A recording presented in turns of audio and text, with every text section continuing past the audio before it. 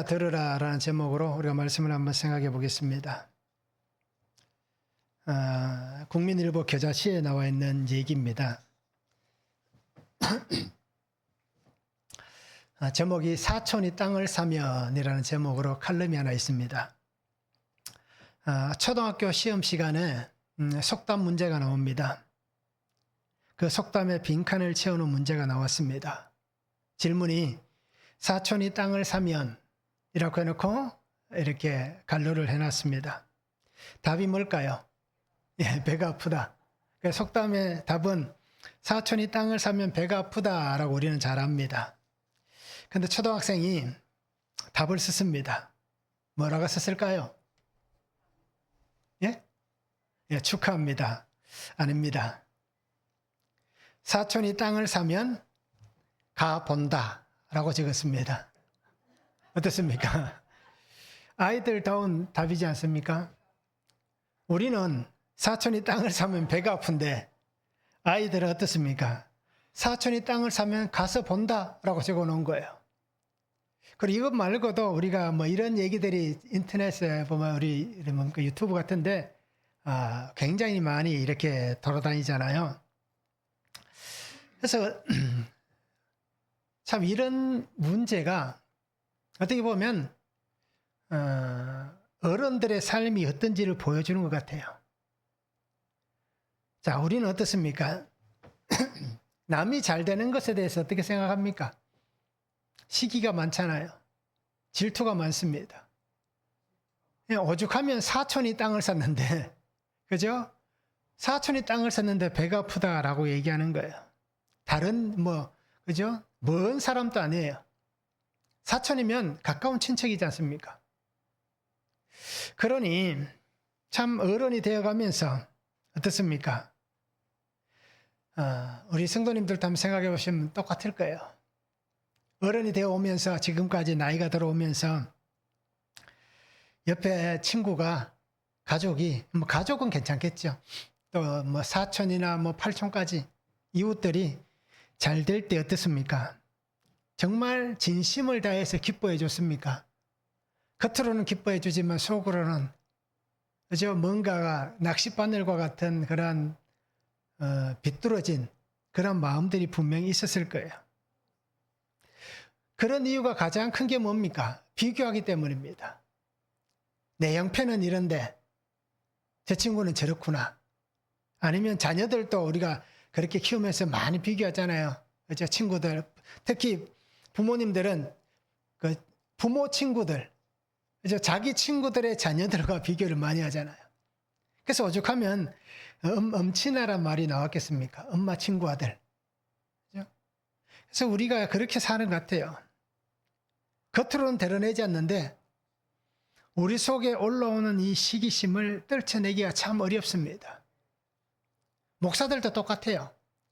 같은 비슷한 교회가 있다가 어느 날 옆집에 있는 교회가 성장하기 시작하면 가서 축하해주고 함께 기도하고 또 어떻게 하면 이렇게 될까라고 해서 같이 어떻습니까? 머리를 맞대고 서로 이렇게 의논하고 하면 참 좋을 텐데 왜 그럴까라고 생각을 하면 속으로 어떻게 합니까? 배가 아파 죽는 거예요.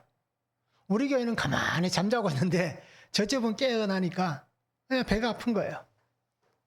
결국 인생이 이렇다라는 것입니다. 그런데 하나님은 어떻습니까? 우리에게 이런 질투하는 마음이나 시기하는 마음을 두지 않았습니다. 오늘 성경에도 보면 질투하는 하나님이다라는 표현이 나오지만 그건 하나님은 죄에 대해서 악에 대해서 그렇게 하시는 것이지 잘 되는 것에 대해서는 하나님 어떻게 하실까요? 그저 더 축복해 주시고 더 응원해 주실 겁니다. 그리고 오늘 우리가 아이 때의 그런 감성으로 돌아갈 수는 없지만 그런 아이 때의 그런 감성을 잊지 않는 그러한 어른의 삶이 되면 좋겠습니다. 신앙도 마찬가지입니다. 나이가 들어가면 신앙의 연수가 쌓여져 가면서 신앙의 정말 순수한 양 같은 모습은 사라져버리고 교회 신앙의 연수가 오래되신 분들은 어떻습니까? 전부 다 이리가 되어 있고 늑대가 되어 있는 거예요. 그리고 능구렁이가 되어 있는 거예요. 이건 목사나 장로나 권사나 집사나 다 똑같은 거예요. 신앙의 연수가 깊으면 깊을수록 다 늑대가 되고 이리가 되고 능구렁이가 되는 거예요. 근데 하나님 뭐라고 얘기하십니까? 양이 되라고 얘기하시는데, 하나님은 양들의 하나님이라고 얘기하시는데 우리는 그렇게 짐승이 되어가는 거예요. 그리고 우리 성도님들이 정말 주님 은혜 안에서 정말 사랑할 수 있고 축복할 수 있고 응원할 수 있고 또 그렇게 함께 할 수 있는 삶이 되면 좋겠습니다. 잠언 14장 30절에 보면 이렇게 말씀합니다. 평온한 마음은 육신의 생명이나 시기는 뼈를 썩게 하느니라. 내가 골다공증이 있다면 죄송합니다. 내가 골다공증이 있다면 나에게 시기가 있다고 생각하시기 바랍니다. 그래서 골다공증을 치료할 수 있는 방법은 시기심을 없애는 거다. 질투를 없애는 거다. 라고 그렇게 생각하시기 바랍니다. 뭐 저도 똑같습니다. 그래서 나이가 들어가면 뼈가 약해질 수밖에 없어요. 이거는 당연한 거예요. 근데 오늘 말씀을 생각하시면서 뼈를 썩게 한다고 하니까 뭐 그렇진 않지만 우리가 이렇게까지도 한번 생각해 보면 우리가 하나님 앞에 더 겸손할 수 있고 그죠? 더 사랑할 수 있고 또 함께 예수님의 마음으로 기쁨을 나눌 수 있는 그런 삶이 되지 않을까라고 해서 그냥 과하게 그렇게 말씀을 드렸습니다. 그러니 우리가 늘 주님 앞에서 그렇게 아름다운 어린아이의 심령, 양과 같은 그러한 신앙의 마음으로 살아갈 수 있는 성도가 되면 좋겠습니다. 말씀을 한번 보시기 바랍니다. 이스라엘아 듣고 삼가 그것을 행하라 라고 말씀합니다. 그리하면 복을 받고 크게 번성할 것이다 라고 말씀합니다. 말씀을 마음에 새기고 내 자녀에게 부지런히 가르치고 이 말씀을 강론하라 라고 말씀합니다. 내 하나님 여호와를 경외하고 그를 섬기고 그의 이름에 맹세하라 라고 그렇게 말씀하고 있습니다. 그러면 이스라엘아 들으라. 말씀을 듣는 삶은 어떤 삶이냐? 첫 번째는 말씀을 듣고 행하는 삶입니다.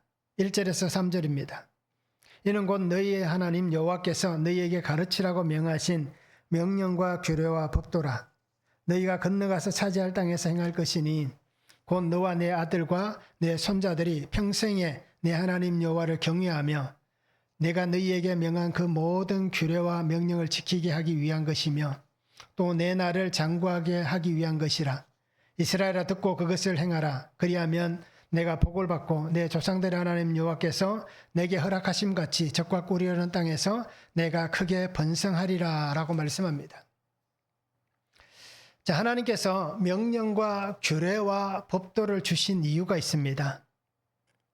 왜 명령과 규례와 법도를 주셨습니까?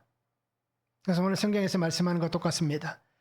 너희가 건너가서 차지할 땅, 적과 꿀이 흐르는 땅에서 그곳에서 하나님의 말씀대로 지키고 그 말씀들을 듣게 하기 위해서, 그래서 말씀을 듣고 지켜 행하는 삶이 되게 하기 위해서 내가 명령과 규례와 법도를 너희에게 준다라고 말씀합니다. 하나님께서는 분명히 얘기합니다. 너희가 그곳에서 말씀을 듣고 지켜 행하면서 너와 내 아들과 내 손자들이 평생에 하나님을 경외하게 하기 위함이다. 그러니까 말씀을 주시는 이유가 나에게서 끝나는 게 아니라 이 말씀이 자자손손 흘러가서 그들에게도 세워지게 하기 위한 것이다 라고 말씀합니다. 그러면서 또 한 가지가 있습니다. 이 규례와 법도와 명령을 주신 이유는 너희가 그 약속의 땅에서 말씀을 듣고 지켜 행함으로 그곳에서 어떻습니까? 오래 살게 하기 위함이다. 즉 장수의 복을 주기 위해서 너희가 그 말씀을 지켜 행하는 삶이 되라 라고 말씀하는 것입니다. 그리고 그 약속의 땅에서 크게 번성하게 하겠다 라고 그렇게 말씀을 하고 있습니다. 그러기 하나님께서 이 율법, 하나님의 말씀, 이 규례를 주시는 이유는 우리가 잘 생각해 봐야 됩니다. 이 말씀이 정말 구원받기 위한 말씀인가? 아니면 구원을 받은 백성들이 살아가게 하기 위한 말씀인가라는 것입니다. 이미 이들은 어떻습니까? 하나님의 구원을 받았잖아요. 그래서 이 구원받은 백성에게 하나님께서 이 말씀을 주시는 이유는 바로 그겁니다. 하나님의 구원받은 백성들이 그들의 삶을 하나님의 말씀 안에서 풍요롭게 하기 위함입니다. 말씀을 통하여서 내가 사는 그 삶의 자리가 하나님의 은혜로 인해서 풍요로울 수 있도록, 그래서 그 삶이 하나님 주신 생명의 장수가 있도록, 그리고 그 땅에서 번성하고 번영할 수 있는 그 은혜 안에 살아가게 하기 위해서 하나님께서 이 말씀을 주시고 있다는 겁니다. 믿음이 없는 사람들에게는 구원을 위해서 주시는 말씀이지만 이미 구원받은 백성들에게는 하나님의 말씀을 붙잡고 살아감을 통해서 하나님이 주신 그 은혜를 누리게 하기 위해서 이 명령과 규례와 법도, 오늘 우리에게는 성경 66권, 이 말씀들을 우리에게 주셨다라는 것입니다. 그래 말씀을 들은 백성들은 어떻습니까?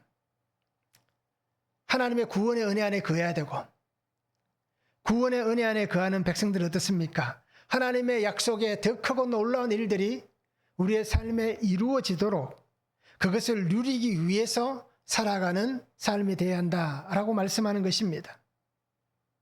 그러게 하나님은 오늘 모세를 통해서 이렇게 단호하게 말씀하시는 거예요. 그래서 너희가 말씀을 듣고 지켜 행해야 된다. 너희의 삶은 하나님의 말씀을 듣고 그 말씀을 지켜 살아가는 삶이 되어야 된다. 약속이 너희들에게 이루어질 것이기 때문에 라고 그렇게 말씀을 하고 있는 것입니다. 그러기에 오늘 하나님의 약속의 말씀대로 듣고 행하는 삶은 평생에 하나님의 선하심을 보게 될 것이다 라고 말씀하는 것입니다. 그래서 우리가 분명히 알듯이 이미 우리가 신명기에서도 보았지만 출애굽기 20장 6절에 뭐라고 얘기합니까? 나를 사랑하고 내 계명을 지키는 자에게는 천대까지 은혜 베풀겠다라고 말씀합니다.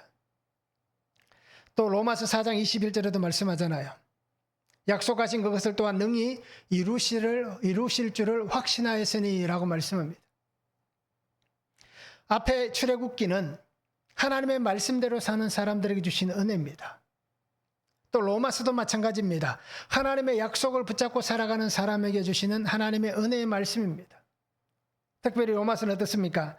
아브라함이 그가 믿음으로 살아가는 삶의 행동을 보여주는 거예요.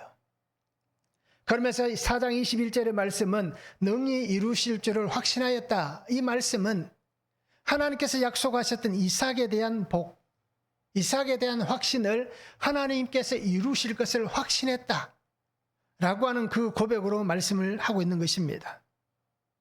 그리고 우리 성도님들이 말씀을 들으시기 바랍니다. 로마서 10장 17절입니다. 그러므로 믿음은 들음에서 나며 들음은 그리스도의 말씀으로 말미암았느니라 라고 말씀하고 있습니다. 그리고 오늘 내가 믿음으로 사는 것은 예수 그리스도의 말씀을 들었기 때문입니다.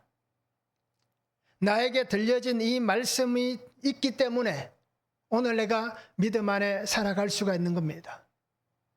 들어야 믿음이 생깁니다. 들어야 하나님의 말씀을 믿을 수가 있는 것입니다. 그렇기 때문에 들어야만 우리가 하나님의 사람으로서 이 말씀을 붙잡고 내게 허락하신 이 생명의 길을, 이 구원의 길을, 이 삶의 길을 우리가 걸어갈 수가 있는 것입니다. 시대의 흐름이 아닙니다. 말씀대로 사는 것입니다. 세상의 가르침이 아닙니다. 약속의 말씀대로 살아가는 것입니다. 그러기에 우리가 하나님의 말씀을 분명히 들어야 하는 것입니다. 그리고 우리는 매일의 삶을 말씀을 듣는 것에서 시작하시기 바랍니다. 그래서 말씀을 듣고 그 말씀과 함께 동행할 수 있는 그러한 성도가 되면 좋겠습니다. 한번 적용해 보시기 바랍니다. 나는 신앙의 본보기의 삶을 살고 있습니까? 하나님의 말씀대로 살아가는 사람입니까? 어떻습니까? 신앙의 본보기로 살고 있는지, 말씀대로 살아가는 사람인지 한번 적용해 보시길 바랍니다. 내가 전해야 될 명령과 규례와 법도가 있습니다. 모세는 백성들에게 하나님의 규례와 명령과 법도를 전했습니다. 그럼 나는 어떤 규례와 명령과 법도를 전하겠습니까?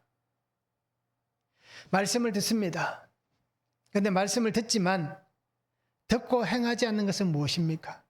왜 내가 말씀을 들었으면서도 행하지 않는지 우리가 한번 적용해 보시면 좋겠습니다. 말씀을 듣는 삶 두 번째는 말씀을 마음에 새기고 부지런히 가르치고 강론하는 삶입니다. 4절에서 9절입니다. 이스라엘아 들으라. 우리 하나님 여호와는 오직 유일한 여호와이시니 너는 마음을 다하고 뜻을 다하고 힘을 다하여 내 하나님 여호와를 사랑하라. 오늘 내가 내게 명하는 이 말씀을 너는 마음에 새기고 내 자녀에게 부지런히 가르치며 집에 앉았을 때든지 길을 갈 때든지 누워있을 때든지 일어날 때든지 이 말씀을 강론할 것이며 너는 또 그것을 내 손목에 메어 기호를 삼으며 내 미간에 붙여 표로 삼고 또 내 집 문설주와 바깥문에 기록할지니라 라고 말씀합니다. 자, 모세는 들으라 라고 말씀합니다. 이스라엘아 들으라. 우리가 이 들으라는 단어를 잘 알잖아요. 쉐마라고 우리가 얘기를 합니다. 그래서 히브리어를 보면 샤마 또는 샤마라고 얘기합니다. 그런데 우리는 일반적으로 쉐마라고 그렇게 얘기들 할 거예요. 자, 이 쉐마는 뭡니까? 듣는다는 거예요. 경청한다는 얘기입니다. 그리고 순종한다는 것입니다. 하나님의 말씀을 듣는다. 이 말은 어떤 의미입니까? 내가 하나님의 말씀을 경청하겠습니다. 내가 하나님의 말씀대로 순종하겠습니다. 라고 하는 것입니다. 그러면서 오늘 모세는 분명하게 얘기합니다. 하나님의 유일하심, 하나님의 유일성, 그것에 대해서 얘기를 합니다. 그러면서 이 유일하신 하나님은 하나님의 일치성과 하나님의 단일성에 대해서 모세가 공언을 하고 있습니다. 그래서 유일하신 하나님이다 라는 것은 유일하다는 뜻이고요. 그리고 이 유일 속에는 하나님의 일치성과 하나님의 단일성, 이것이 들어가 있다는 얘기입니다. 결국 이 얘기는 절대자이신 하나님에 대한 유일함, 이것을 모세가 강조를 하고 있다라는 것입니다. 그래서 그 하나님에 대해서 절대자이신 이 하나님의 말씀을 들으라 라고 얘기를 하고 있습니다. 그러면서 어떻게 얘기합니까? 마음을 다하라, 뜻을 다하라, 힘을 다하라, 내 하나님 여호와를 사랑하라. 하나님께서 모세에게 주셨던 그 10계명 가운데 들어가 있던 말씀들이잖아요. 그 예수님도 이 말씀을 가지고 그 계명을 두 가지로 말씀하셨잖아요. 하나님 사랑, 이웃 사랑. 그렇게 말씀하셨잖아요.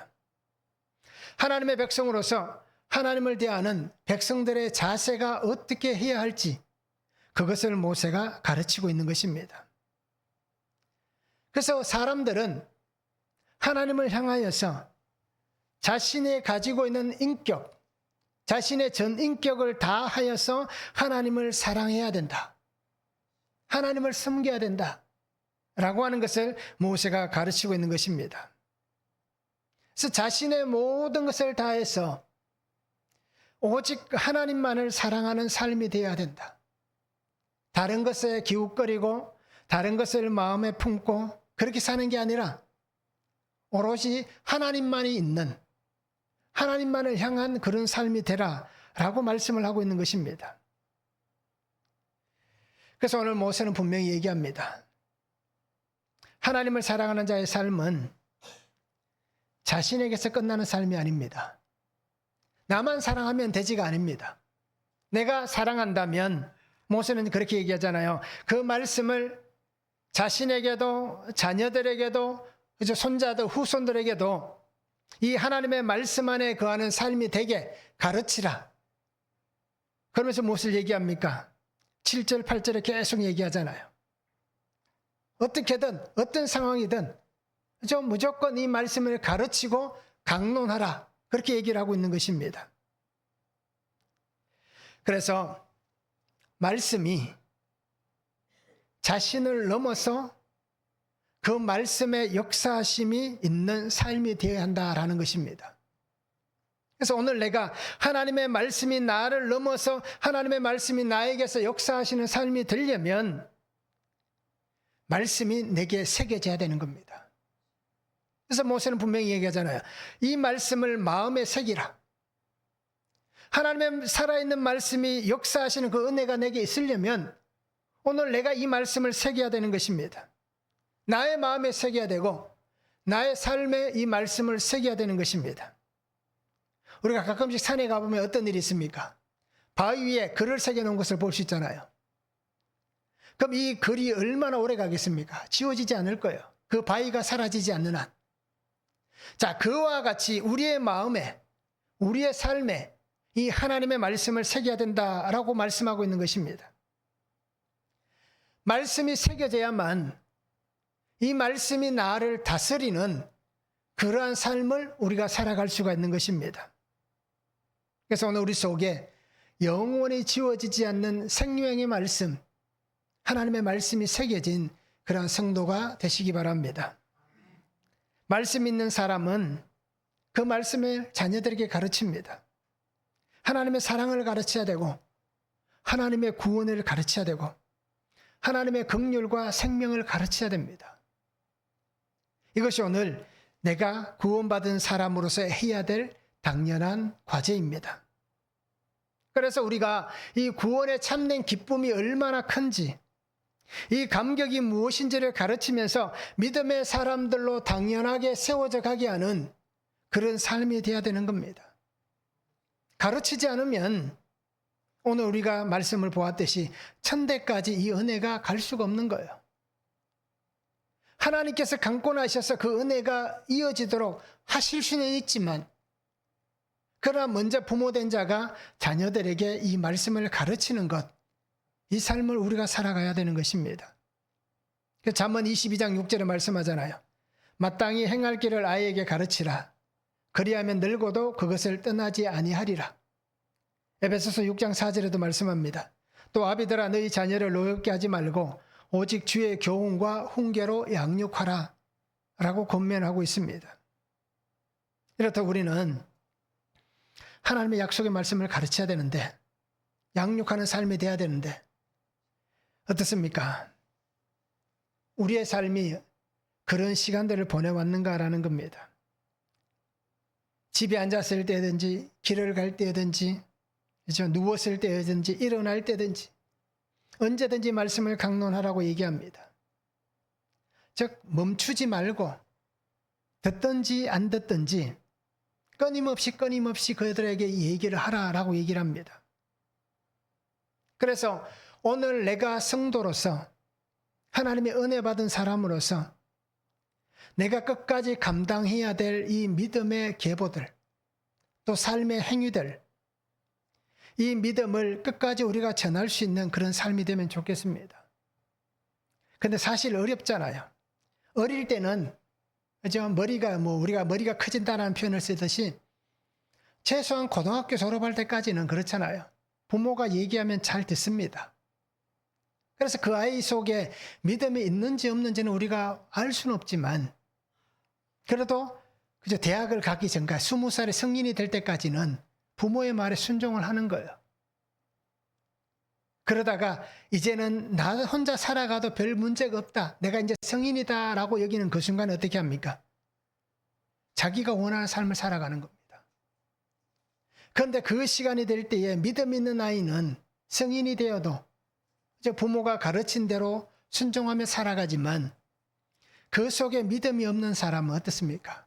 자기 길을 가는 거예요. 이것을 우리가 어떻게 보면 20살이라는 이 전후, 대학생이 되는 전후를 통해서 우리가 이런 일들을 너무나도 많이 보게 되는 겁니다. 결국 이 얘기는 다른 집의 얘기가 아니라 우리 집의 얘기인 거예요. 우리 집에도 보니까요, 성인이 되는 순간 달라지더라고요. 애들이 눈빛이 달라지더라고요.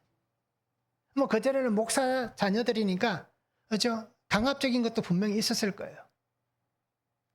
그런데 그들 속에 보면 믿음이 없는 것은 아닌데, 그런데 자유를 더 누리고 싶은 것 같아요. 20년 동안 어떻게 보면 부모의 그늘에서 그 신앙의 어떻습니까? 강압이라고 할 수는 없지만 자신들은 아마 그렇게 생각하는 것 같아요. 강압적으로 살았던 그 삶이, 눌렸던 삶을 이제 내가 자유를 얻었다. 그래서 어떻게든 서울로 가려고 하더라고요. 대학교를. 그런 모습을 보면서 이게 남의 얘기가 아니라 우리 집의 얘기다. 그러게 오늘 우리는 참 이런 것이 어렵다라는 것을 또 실감하게 됩니다. 그런데 이것은 그래도 어떻습니까? 구원을 위해서는 우리가 당연히 져야 될 의무이고 책임인 것입니다. 정말 사랑하는 사람들을 하나님의 구원의 생명 안에 들어가게 하지 못한다면 그죠? 우리가 평생 하나님을 믿고 따라가는 이 삶이 참 어떻게 보면 마지막에 아쉬움이 많이 남는, 허무하지는 않겠지만 아쉬움이 많이 남는 그런 삶이 될 거예요. 신앙은 개인의 문제다라고 우리가 말들을 하지만 그러나 그 개인의 문제가 되기 전에 부모로서 해야 될 일들을 우리가 그죠? 내가 이 땅에서 떠나가는 그날까지 마지막까지 우리가 최선을 다할 수 있으면 좋겠습니다. 우리는 늘 핑계를 대며 살았습니다. 그런데 정말 죽으러 가는 애들을 보면서 자식들을 보면서 핑계를 댈 수 있을까요? 죽으러 가는 사람들을 보면서 우리는 핑계를 댈 수 없을 거예요. 때가 되지 않았다는 말을 우리는 참 많이 씁니다. 하나님의 때가 있다는 말을 많이 씁니다. 맞습니다. 하나님의 분명한 때가 있습니다. 그런데 우리는 때가 되지 않았다라는 표현을 어떻게 씁니까? 하나님께서 정하신 때가 되지 않았다는 게 아니라 그 속에는 내가 가지고 있는 때가 되지 않았다는 거예요. 그러니 우리는 늘 그렇게 그죠? 어떻게 보면 방관자로서 어떻게 보면 너무 여유롭게 너무 멀찍이 서서 그렇게 보고 있는 것 같아요. 그 문제가 다른 누구의 문제가 아니라 저의 문제다라는 것을 너무 잘 알고 있습니다. 그래서 누가복음 23장 28절에 보면 예수님께서 이렇게 말씀하셨어요. 예수께서 돌이켜 그들을 향하여 이르시되 예루살렘의 딸들아 나를 위하여 울지 말고 너희와 너희 자녀를 위하여 울라라고 말씀합니다. 십자가를 지신 예수님께서 그 십자가를 지시면서 그 예수님을 보면서 울고 있는 여인들을 향해서 하신 말씀이에요. 나를 위해서 울지 마라. 너와 너의 자녀들을 위해서 울라라고 얘기합니다. 예수님은 어떻습니까? 이 문제에 있어서 전혀 예수님에게는 상관이 없는 문제이기 때문에 정작 문제가 되는 나를 위해서, 정작 문제가 되는 자식들을 위해서, 가족들을 위해서, 친구들을 위해서 울라라고 말씀을 하고 있는 것입니다. 그리고 우리는 세상으로 떠내려가는 자녀들을 바라보시면서 세상으로 떠내려가서 그 속에서 허덕이고 있는 우리의 가족들을 바라보면서 그들이 그렇게 될 수밖에 없는 것은 그죠? 나의 죄 때문이다. 나 때문에 저들이 저렇게 수고하고 있다. 라고 하는 이 고백이 있으면 좋겠습니다. 그래서 주님의 긍휼의 은혜가 임하도록 주님이 깨어나셔서 그들을 깨울 수 있도록 우리가 그렇게 먼저 내가 말씀을 마음에 새기고 그 새긴 말씀을 가지고 부지런히 행하며 살아갈 수 있는 그런 성도가 되면 좋겠습니다. 한번 적용해 보시기 바랍니다. 마음과 뜻과 힘을 다해 하나님을 사랑하십니까? 어떻습니까? 마음과 뜻과 힘을 다해 하나님을 사랑하시는가? 양다리로 타협하고 있지는 않습니까? 양다리, 그죠? 옛날에 아마 그 남자분들도 여자분들도 양다리 예언해 보신 분들 경험이 있을 거예요. 하나님과 세상이라는 이 양다리에 가지고 타협하고 있지는 않는지 한번 적용해 보시길 바랍니다. 자녀들에게 말씀을 가르치며 영적 후사로 세우고 있습니까? 믿음을 얘기하며 영적 후사로 세워가기 위해서 가르치고 있는지 아니면 세상의 스펙을 쌓게 하고 있는지 한번 적용해 보시길 바랍니다. 이미 다 장성해서 그저 이 말씀은 조금 안 맞을 수도 있지만 그때 내가 영적 후사로 세워가고 있는지 장성한 자식도 자식이잖아요. 그러니까 우리가 한번 적용해 보시면 좋겠습니다.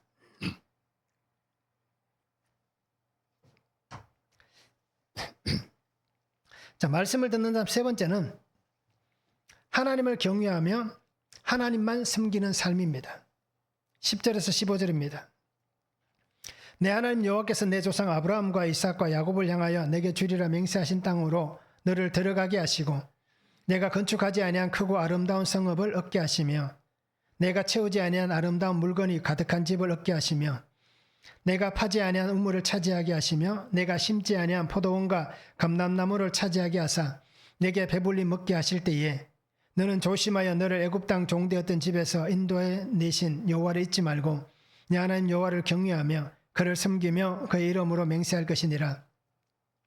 너희는 다른 신들 곧 내 사면에 있는 백성의 신들을 따르지 말라. 너희 중에 계신 너희의 하나님 여호와는 질투하시는 하나님이신즉 너희 하나님 여호와께서 내게 진노하사 너를 지면에서 멸절시킬까 두려워하노라 라고 말씀합니다. 자, 약속하신 땅 그곳에 들어가면 너희가 이런 것을 얻을 것이다 라고 말씀합니다. 건축하지 아니한 크고 아름다운 성읍을 차지할 것이다. 내가 채우지 아니한 아름다운 집이 물건이 가득한 집이 있을 것이다. 내가 파지 아니한 우물을 가질 것이다. 내가 심지 아니한 포도원과 감람나무를 가지게 될 것이다. 그래서 이것들을 가지고 내가 배불리 먹게 될 것이다. 즉 하나님께서 평안함을 주시겠다라고 말씀하는 겁니다. 그때 하나님 하신 말씀이 뭡니까? 이렇게 평안한 삶이 될 때에 너는 하나님을 잊지 말라라고 얘기합니다. 너를 애굽 땅 종되었던 집에서 인도하여 낸 여호와를 잊지 말라. 그러면서 하나님을 경외하고 그를 섬기고 그의 이름으로 맹세하라라고 얘기합니다. 그래서 우리가 여호수아 24장에도 보면 마지막에 보면 어떻습니까? 여호수아가 백성들 앞에서 얘기하잖아요. 너희가 이 땅의 신을 섬기고 이 땅의 사람들을 따라 살아가도 좋다. 그런데 나는 오직 여호와만 섬기겠다. 너희는 어떻게 하겠느냐? 그때 백성들이 뭐라고 얘기합니까? 우리도 여호와만 섬기겠습니다. 라고 고백을 합니다. 바로 그것을 오늘 하나님은 이스라엘 백성들에게 원하시는 거예요. 그래서 하나님은 경고의 말씀을 합니다. 이 경고의 말씀을 듣지 않으면 결국 우리는 멸망할 수도 있는 것입니다. 그러기에 이 경고의 말씀 뭡니까? 나는 질투하는 하나님이다. 진노할 수 있다라는 겁니다. 너희 앞에 일어난 일들에 대해서, 너희에게 있는 환경에 대해서, 너의 상황이 어떠하든지 그 속에서 너희는 하나님만을 경외해야 된다. 하나님만을 믿어야 된다라고 얘기합니다. 삶에 풍요가 생기면 나의 만족으로 인해서 사람들은 그 삶에 문제들이 일어날 수 있습니다. 우리가 이 간증을 통해서 많이들 듣잖아요. 정말 하나님께서 내게 주신 이 풍요로움 때문에 죄를 안 지어도 될 사람이 죄를 짓는 거예요. 왜요? 그것의 마음을 빼앗겼기 때문입니다. 시간이 흘러갑니다. 풍요가 넘쳐나면, 만족하면 시간이 흘러가면서 은혜는 잊혀집니다. 결국 그러다 보면 하나님과 상관없는 자들의 삶이 되는 거예요. 여호수아를 말씀드렸잖아요. 그 마지막에 여호수아 앞에서 그들이 그렇게 고백했는데 사사기가 되면 어떻습니까? 그 사사 200년의 시간 동안 그 백성이 얼마나 하나님 앞에 범죄를 합니까? 우리가 평생 하나님만 섬기겠다라고 그렇게 약속하고 다짐했던 그들이 여호수아가 죽고 나서 얼마 지나지 않아서부터 또다시 그 우상에 빠지고 죄에 빠지는 삶을 살아가는 겁니다. 결국 시간이 흘러가면 은혜가 잊혀지는 겁니다. 그러면서 하나님과 상관없이 변질된 사람들이 되는 겁니다. 하나님께서 우리의 삶에 주시는 안식, 풍요, 여유로움, 평화, 이 모든 것은 하나님의 은혜일 뿐입니다. 하나님께서 주셨기 때문에 은혜이고 하나님께서 은혜 안에 누리게 하시기 때문에 은혜일 뿐입니다. 하나님의 은혜가 아니고서는 우리는 아무것도 가질 수도 없고 누릴 수도 없는 것입니다. 하나님이 주셨기 때문에 그것이 우리의 삶의 은혜가 되는 것입니다. 그리고 오늘 우리는 하나님을 잊어서는 안 됩니다. 오직 하나님의 말씀, 하나님만을 경외할 수 있는, 하나님만을 믿을 수 있는, 하나님만을 섬길 수 있는 그 말씀대로 살아갈 수 있는 그런 삶이 되어야 하는 것입니다. 그리고 오늘 우리가 분명히 고백하시기 바랍니다. 하나님의 은혜를, 하나님을 잊지 않기를 바랍니다. 하나님 분명히 얘기합니다. 너희 주변에 다른 신들이 참 많다. 너희 사면에 있는 백성들로 인해서 너희가 정말 그 신들을 따라갈 수 있을 것이다 라고 얘기를 하고 있습니다. 오늘 우리 마음에도 그런 일들이 일어나는 거예요. 눈에 보이는 것을 따라갑니다. 우상을 따라갑니다. 조금만 잘 되면 하나님이 주신 은혜다라고 얘기하던 사람들도 조금 잘 되고 조금 더 잘 되면 이것이 다 내가 열심히 노력해서 내가 수고했기 때문에 내가 이것을 이루었다라고 얘기하는 거예요.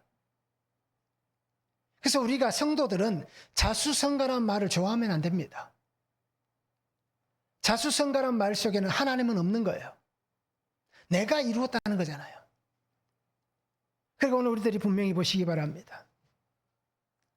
우리가 살아가는 삶에 시간이 지나면서 너무 평안하면 오늘 하나님이 모세를 통해서 하신 말씀 같이 마음이 편하고 삶이 편하면 마음의 공간이 생깁니다. 삶의 공간이 생깁니다. 살아갈만 하면 이렇게 되는 거예요. 살만 하면 이런 일들이 일어나는 거예요. 틈이 생겨나는 거예요. 바쁘고 힘들고 어려울 때는 어떻습니까? 여유가 없을 때는 틈은 있었지만 그 틈을 볼 시간이 없잖아요. 그래 틈이 있든 없든 상관없이 그냥 우리가 믿음 안에서 정말 열정적으로 살아갈 수 있는데 살만해지면 여유로워지면 어떻습니까? 보이지 않는 그 미세한 틈도 눈에 들어오기 시작할 때가 있을 거예요. 그러면 그 작은 공간을 통해서 우리의 삶에 균열이 일어나는 겁니다. 어떤 균열이 일어날까요? 유혹이 들어오고 쾌락이 들어옵니다. 세상에 즐거움이 들어옵니다. 그리고 더 많이 누리고 싶어하는 마음들이 욕심, 탐심의 그 틈들이 균열이 일어나는 거예요. 그러면서 그렇게 얘기하겠지요. 교회 가보니까 저 장로님도 그렇게 하더라. 저 권사님도 그렇게 하더라. 저 집사님도 그렇게 살더라. 다 그렇게 사는데 나도 그렇게 산들 그게 뭐가 그렇게 크게 문제가 되겠느냐 라고 얘기하기 시작할 거예요. 그러면서 나태함이 생기고요. 영적 게으름이 생겨납니다. 분별하지 못하는 믿음이 됩니다. 삶이 닫혀지고 믿음이 닫혀지고 영적인 세계가, 영적인 상태가 막혀지기 시작할 거예요. 무엇 때문에요? 나에게 일어나는 이 작은 미세한 틈으로 인해서 마음과 삶의 균열이 생기면서 하나님 안에서 이러한 문제들이 일어납니다. 이게 누구에게 먼저 생길까요? 목회자에게 가장 먼저 생깁니다. 교회가 편안해지면, 교회에 문제가 없으면, 여유가 있으면 이런 일들이 생겨납니다. 결국 이 얘기는 누구 얘기입니까? 저의 얘기입니다. 편안해지니까, 살만해지니까, 그죠? 살만하니까 이런 틈들이 생겨나는 거예요. 계속해서 생겨나는 거예요. 그러다 보니까 지금 어떤 상태다?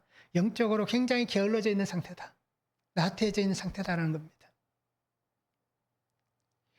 그러게 오늘 우리가 저도 이렇게 살면서 자각을 하고 다시 깨어나려고 계속해서 노력하고 발버둥을 치고 있습니다. 그리고 우리 성도님들도 믿음으로 살기 위해서는 끊임없이 발버둥을 쳐야 됩니다. 백조가 물 위에 우아하게 물 위에 떠서가잖아요. 그 물 위에 우아하게 떠서가는 백조의 물속은 어떨까요? 우리가 다 알잖아요. 그 짧은 다리로 어떻게든 그죠? 그 물을 아름답게 쫙 쫙 보이고 하기 위해서 물속에서는 끊임없이 발버둥을 치고 있는 거예요. 물살을 치고 있는 거예요. 또 우리가 정말 믿음으로 살기 위해서는 영적으로 깨어나고 영적으로 하나님 안에서 정말 신실한 자로 하나님만 경외하고 하나님만 바라보며 살기 위해서는 오늘 내가 깨어나야 되는 겁니다. 하나님을 경외해야 됩니다. 우리는 그렇게 얘기할 수도 있어요. 저도 그렇게 얘기했으니까 나는 잘할 수 있어요. 나는 문제 없어요. 그런 일이 와도 나는 잘 캐치해서 그런 일이 절대 생기지 않게 할 수 있어요.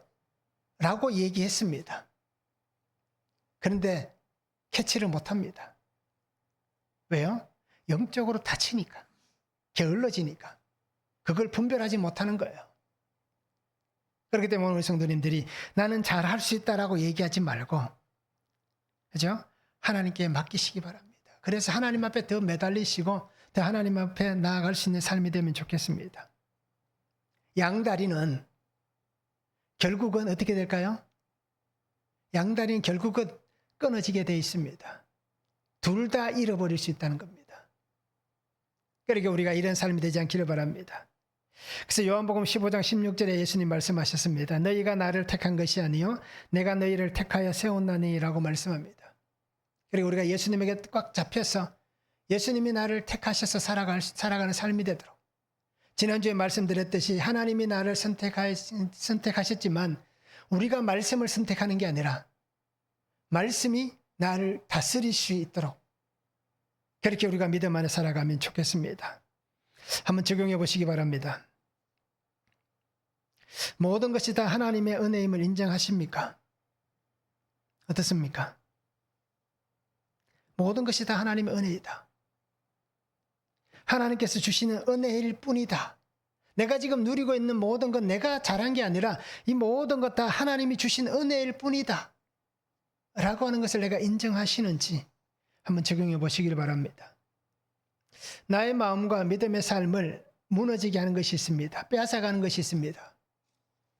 과연 우리 성도님들에게 마음과 믿음의 삶을 빼앗아가는 그 균열을 일으키는 작은 틈, 그런 것은 무엇인지 한번 적용해 보시면 좋겠습니다.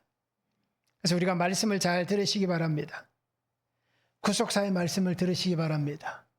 그리고 그 말씀을 듣고 말씀대로 순종하시기 바랍니다. 말씀은 들음에서 난다라고 얘기하고 있습니다. 그러니까 우리가 믿음 안에서 이 말씀을 듣고 예수 그리스도를 믿는 그 믿음 안에 아름답게 살아갈 수 있기를 원합니다. 약속의 말씀이 오늘 나의 삶에 이루어지게 하시기 바랍니다. 나에게, 우리 가정에, 자녀들에게 이 말씀이 함께 새겨진, 나의 삶의 환경에 하나님의 이 말씀이 새겨진, 그래서 하나님의 역사하심이 있는 이러한 믿음의 삶을 우리가 함께 살아갈 수 있기를 주님의 이름으로 축복합니다. 사랑의 아버지 하나님, 오늘 우리의 모든 삶이 하나님 앞에 있음을 고백합니다. 우리에게 믿음을 주셨고 삶의 길을 걸어가게 하시는 아버지 하나님, 항상 주의 말씀을 듣게 하시고 내게 들려주시는 예수 그리스도 십자가 구속의 그 말씀, 생명의 말씀을 듣고 하나님 앞에 구원된 내가 이제 내가 이 말씀을 통하여서 하나님 주신 복을 어떻게 누리며 살아가야 할지, 팔복의 삶을 어떻게 살아가야 할지를 깨닫게 하여 주시옵소서. 그래서 날마다 주의 말씀으로 세워져 가게 하시고 날마다 주의 말씀이 새겨지게 하시고 그 이 말씀 안에서 하나님 약속하신 내가 천대까지 은혜 베풀겠다 하신 이 약속의 말씀을 통하여서 우리 가정에 영적 후사들이 천대까지 세워져 가는 귀한 은혜를 더하여 주시옵소서. 그래서 날마다 주님 안에 거하게 하시고 주의 말씀으로 살아가게 하시고 주신 말씀을 통하여서 하나님의 거룩한 백성으로서 이 땅에서 하나님의 아름다운 말씀 앞에 순종하며 믿음의 신실함으로 복음의 아름다운 증인된 삶을 아름답게 살아낼 수 있는 거룩한 성도의 삶이 되도록 아버지 하나님 은혜 위 은혜를 다하여 주시옵소서. 감사를 드리며 예수 그리스도의 이름으로 기도하옵나이다. 아멘.